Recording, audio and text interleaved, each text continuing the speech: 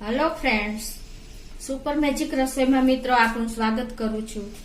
આજે હું ભરેલા કાંદાના શાકની રેસીપી તમારી સાથે શેર કરું છું।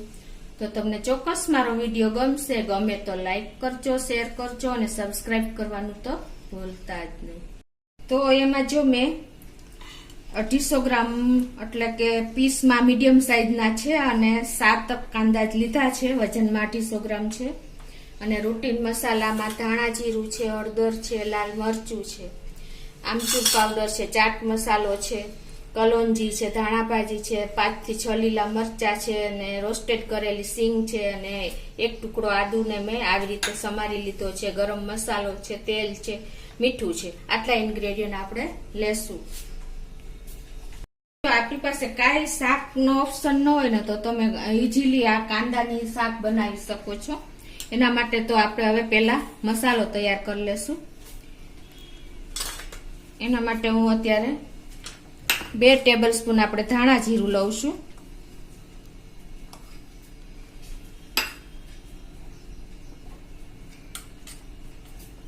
1/2 ટીસ્પૂન આપણે લાલ મરચું લઈએ છીએ,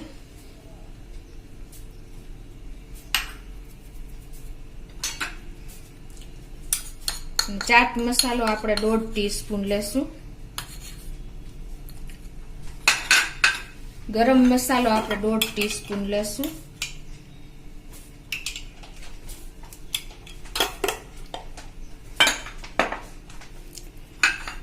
અને આમચૂર પાવડર આપણે 1 ટીસ્પૂન લેશું,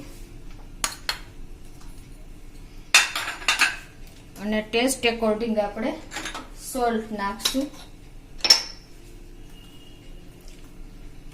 આમચૂર પાવડર ને પેલું નાખ્યું છે એટલે થોડુંક ધ્યાન રાખીને નાખવાનું। 1 ટીસ્પૂન જેવું આપણે હળદર લેશું। તો હવે આ બધા મસાલા આપણે એકદમ સરસ મિક્સ કરી લેશું।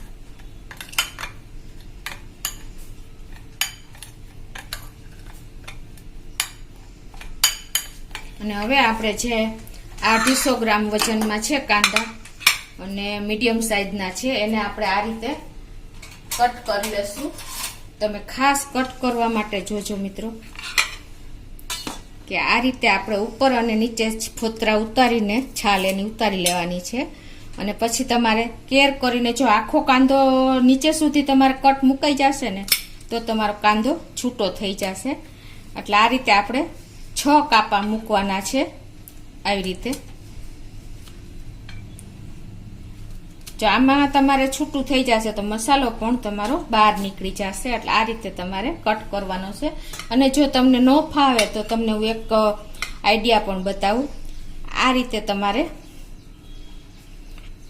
ઢાંકણું હોય ને તો ઢાંકણાની લેવલે તમારું ચપ્પુ આવશે ને એટલે છેક સુધી તમારો કાંદો કટ નહીં થાય, તમને ખ્યાલ આવી જતો હશે। અહીંથી અડધો તમારું ચપ્પુ નીચે જતું રહેશે તો આ તમારા ઢાંકણાના હિસાબે તમારો કાંદો છેક સુધી કટ નહીં થાય। એટલે આ પણ જે બિગનર્સ છે એના માટે આ એક હું તમને ટિપ્સ બતાવું છું। એ રીતે આપણે બધા કાંદા કટ કરી લેશું। તો જો આપણે કાંદા પણ સરસ 6 કાપા મૂકીને એકદમ સરસ કટ કરી લીધા છે, મેં તમને બતાવ્યું એ રીતે। હવે આપણે આ મસાલો જે તૈયાર કર્યો છે એ મસાલો આપણે આ કાંદામાં જે કટ મૂક્યા છે એમાં ફિલ કરી લેશું। એકદમ સરસ તમારે મિક્સ કરીને ભરવાનો છે। તો એ જે આપણે આ રીતે આમ સેજ પોળા કરતા જાશું અને મસાલો ભરતા જાશું એટલે અંદર છેક સુધી ફિલ થઈ જાય, તમને ખ્યાલ આવી જતો હશે। આવી રીતે કાંદો તૂટે નહીં ને એનું ખાસ તમારે ધ્યાન રાખવાનું છે।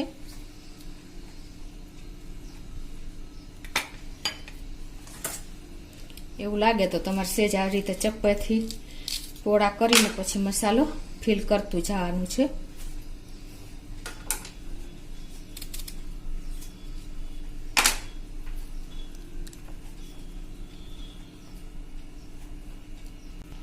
આ રીતે આપણે બધા કાંદા ફિલ કરી લેશું, ભરી લેશું મસાલો બધો। આપણે જો કાંદા બધા ભરી લીધા છે, તમને ખ્યાલ આવી જતો હશે। હવે આપણે આ બાજુ ગેસ ઓન કરીને 2 ટેબલ સ્પૂન જેવું તેલ મૂકી દેશું. હવે એમાં આપણે અડધી ટીસ્પૂન જેવી, તેલ આપણું ગરમ થઈ ગયું છે, અડધી ટીસ્પૂન જેવી હિંગ નાખી દેશું. અડધી ટીસ્પૂન જેવી આપણે કલોંજી એટલે કે ડુંગળીના બી નાખી દેશું. 1 ઇંચ આદુને મેં આવી રીતે સમાર્યું છે લંબી ચિપ્સમાં, એ નાખી દેશું. 4 થી 5 આપણે મરચાના કટકા મેં આવી રીતે ઊભી ચિપ્સમાં સમાર્યા છે, એ નાખી દેશું.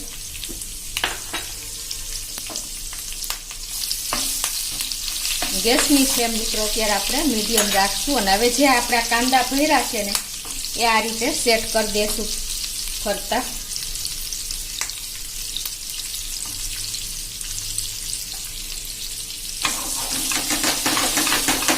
અને હવે આને આપણે ઢાંકીને આવી રીતે એને કૂક કરી લેશું. અને વચ્ચે વચ્ચે આપણે આ રીતે ચમચો અડાડ્યા વગર આપણે આ રીતે જ હલાવતા રહેશું. ગેસની ફ્લેમ અત્યારે મીડિયમ રાખશું.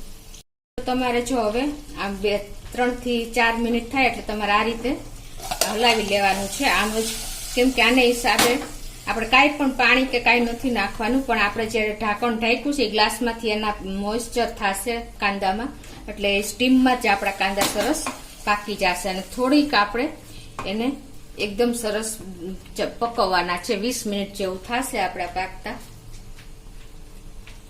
20 મિનિટ થઈ ગઈ અને જો સ્ટીમે જ એકદમ મોઇસ્ચરને હિસાબે જ આપણા કાંદા એકદમ થઈ ગયા છે તૈયાર. તમે જોઈ શકો છો, ચમચો અડાડ્યા વગર આ રીતે તમારે હલાવતી રહીશું. આ રીતે આપણે કેરેમલાઇઝ થાય ને ત્યાં સુધી આપણે આને એકદમ કેરેમલાઇઝ થશે તો જ એનો ટેસ્ટ આવશે. હવે આપણે આમાં જે મસાલો વધ્યો છે ને એ નાખી દેશું.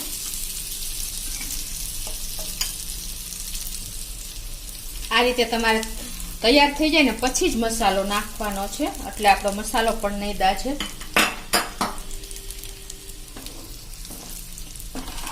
અને એને હવે આપણે આ રીતે મિક્સ કરી લેશું. અને હવે એમાં આપણે અડધો કપ જેવી આમ રોસ્ટેડ પીનટ એટલે કે સિંગના દાણા છે એ નાખી દેશું. આને હિસાબે બધું ટેસ્ટ બહુ સરસ લાગે છે અને હેલ્ધી આપણા કાંદા, આખા ભરેલા કાંદાનું શાક થાય છે. અને થોડી એવી આપણે ધાણા ભાજી પણ નાખી દેશું. અને હવે એને આપણે આ રીતે હલાવી લેશું.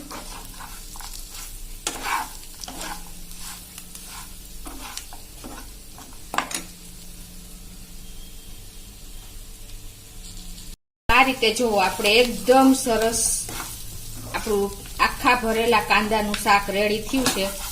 તમને ખ્યાલ પણ આવી જતો હશે મિત્રો. આ શાકને બનતા પણ વાર નથી લાગતી. તમારી પાસે કાંઈ શાકનો ઓપ્શન ન હોય તો આપણે ઘરમાં કાંદા તો અવેલેબલ હોય જ છે, તો તમે આ રીતે ઇઝીલી શાક તૈયાર કરી શકો છો. તો હવે આપણે ગેસની ફ્લેમ બંધ કરી દેશું અને એને સર્વ કરી લેશું. તો હવે આપણે આ શાકને સર્વ કરી લેશું. તમે જોઈ શકો છો મિત્રો, એકદમ આમ લુકમાં તો એમ કેરેમલાઇઝ થયું છે એટલે એકદમ સરસ શાક થયું છે. આપણે કાંદાનું શાક હંમેશા થોડુંક આવી રીતે દાજેલું હોય ને તો જ મીઠું લાગે, વધારે પડતું નહીં, પણ આપણે કેરેમલાઇઝ થાય એટલું જ કરવાનું છે. આ શાક મિત્રો એકદમ ઇન્સ્ટન્ટ થઈ જાય છે, તમારે કાંઈ પણ ટાઈમ પણ નથી લાગતો.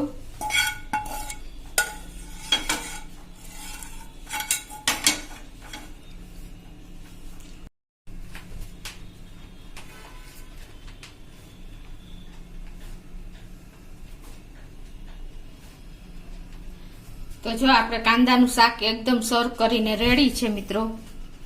આ શાક તમે રોટલી, રોટલા, ભાખરી, પરોઠા કોઈ પણ સાથે ડિનરમાં લઈ શકો છો. અને કોઈ પણ શાકનો ઓપ્શન ન હોય તો તમે ઇઝીલી 5 મિનિટમાં આ શાક તૈયાર કરી શકો છો, કેમ કે આમાં બહુ લાંબા મસાલા પણ નથી. અને તમને શાકનું લુક પણ બતાવી દઉં. જો આખા ભરેલા કાંદા તમે આમનેમ ખાવાની બહુ મજા આવે ને, જોઈને મોઢામાં પાણી આવી જાય એવા આપણું શાક તૈયાર થયું છે કેરેમલાઇઝ થઈને મિત્રો.